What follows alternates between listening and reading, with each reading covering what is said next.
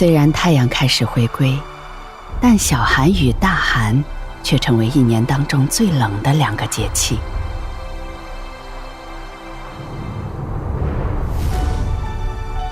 温暖从来不会一步到位，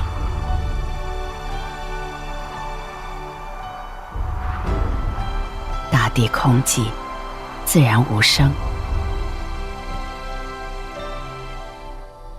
无论所见还是所闻，世间的含义从来不分大小。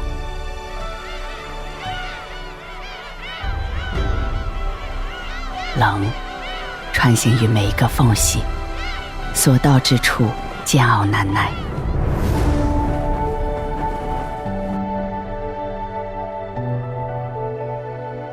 此时很少会有期待中的相遇，再多的希望也似乎被一统冰封。毕竟离春天尚有10日。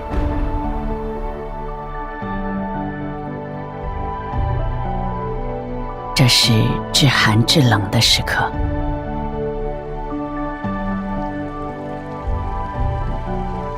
索性不去刻意寻找，所有的寒冷都有一个尽头。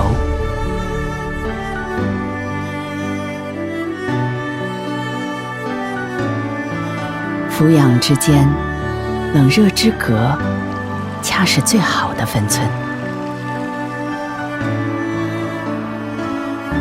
吐纳与呼吸，由表及里，才是自然万物该有的模样。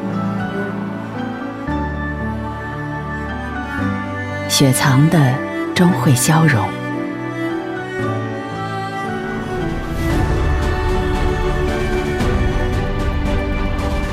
严寒虽然彻骨，却过滤了似是而非，这样的冷反而清爽通透。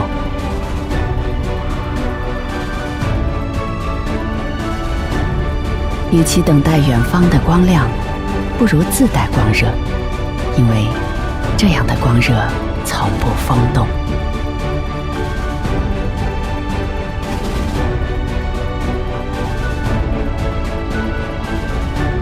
小寒，于冷静处，愈可内观真实的自己。深藏于心，念念不忘。